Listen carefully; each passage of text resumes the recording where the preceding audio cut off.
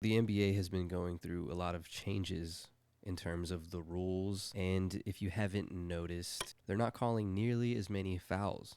We're going to break down very quickly how these changes have been affecting the NBA and how we're already witnessing what is going to come. We are witnessing how this is actually going to affect the future of the NBA in real time. Particularly, I noticed this in the fourth quarter when it mattered most. Maybe it's the whole game, but I just started to really notice it when it mattered. And what I'm about to show you is literally corroborating what I already thought was going to happen. These changes are going to ripple through history in terms of the records that are going to be broken and in terms of who will shine and who has actual talent in the future. The implications of these changes will really show who has extraordinary talent, stamina, and who can actually keep up. It will really separate the superstars of the modern day, but also exacerbate losses on another level. Keep in mind that this is really just one rule change, and I'm going to entertain the idea of why this may be happening, possible reasons in my head that I came up with. Call them conspiracies if you want. Anyways, let's get into it.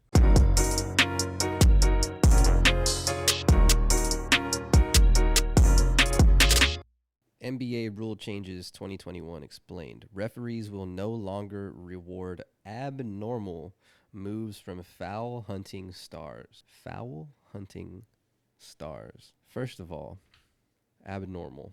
Could you imagine the meetings, the commissioners interviewing the referee? Why did you call this foul? It was an abnormal move. All right, well, no more of that.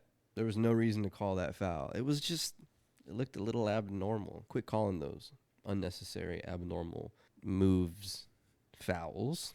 Doesn't foul hunting sound like a cleanup service? The foul hunting stars. Doesn't foul hunters kind of sound like a cleanup service? Foul hunting. I'm going to try to use that insult on the court. Oh, bro, he's just a foul hunter, bro. Anyways, all right, so what is and what isn't a foul? Plenty of corner three-pointers, layups, free throws. It's only natural that players would seek out contact, particularly on shots from beyond the arc, if they continue to earn trips to the charity stripe. We calling it the charity stripe, y'all. If you're shooting fouls, you're officially looking for free shots. That's what the NBA is telling you.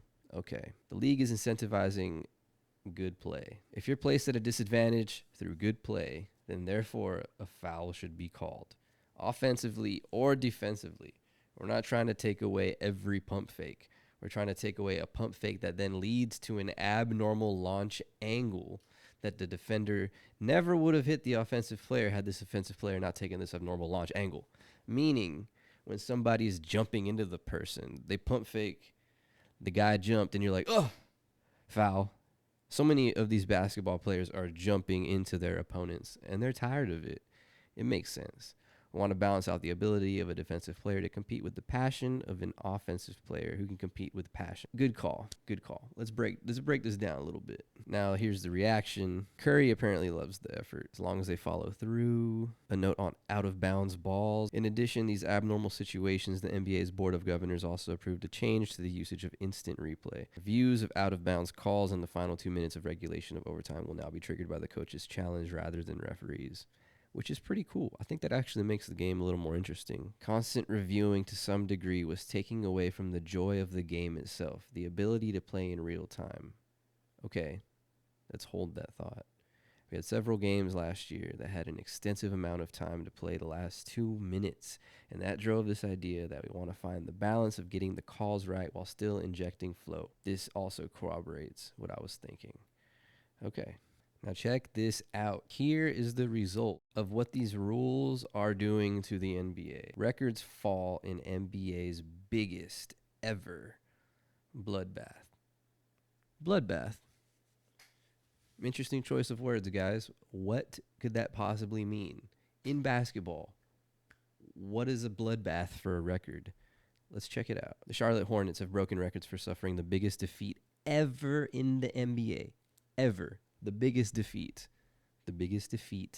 ever in the history of the NBA just happened. 68 points. Y'all see this right here? Wow, okay, it's just a preseason game. I could just be full of it. This could mean nothing. What are the odds this will happen again? Just the preseason game, right? Okay, 127 to 59. What kind of matchup is this? The jokes on social media are going crazy. Luka's tired because he wants to go home and he's bored. Yeah, these memes, they're really roasting him. Mr. Crab Eyes too, man. Jordan's crying.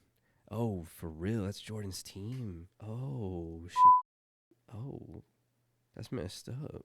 Okay, let's wrap this up. This was supposed to be quick. You're like, what's the point? So, like I was saying before, a lot of obvious calls are not being called. A lot of what you might consider an obvious foul, especially as a viewer at home, we're going to witness more of this dramatic, why didn't anybody call that?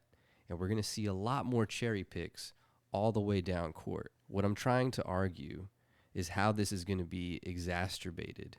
You may be asking yourself how we can even see such divides, such extreme gaps of points.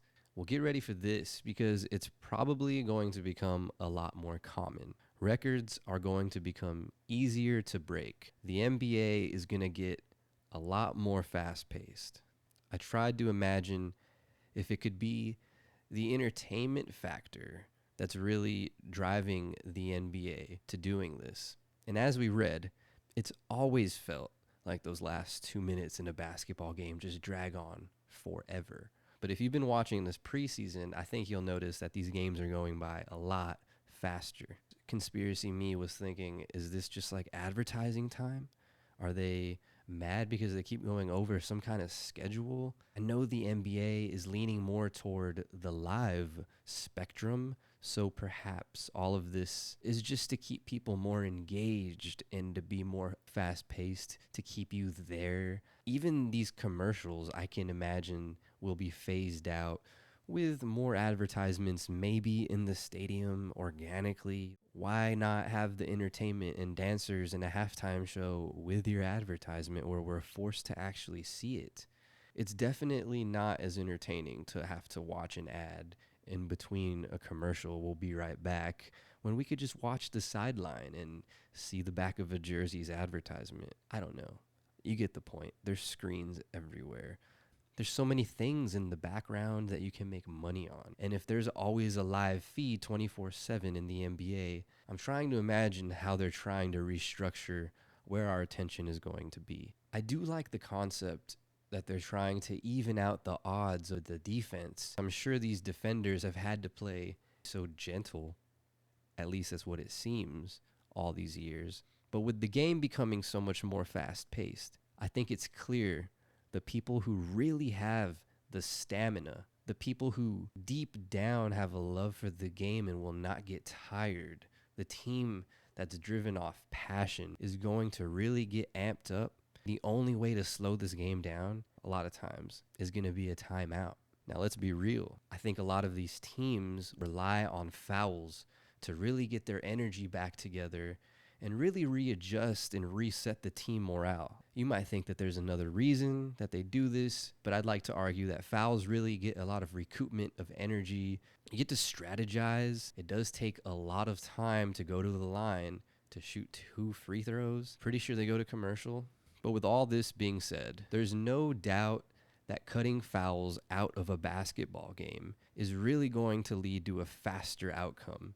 This is why I say records will be broken a lot easier. Once these teams really start to click and everybody starts scoring, it's going to be a bloodbath in that sense. If you guys like this video, please like, subscribe, comment, let me know what you think. And that pretty much concludes my theory on why I think we're moving into the fast-paced generation of the National Basketball Association. I'm Joe Cat. Peace.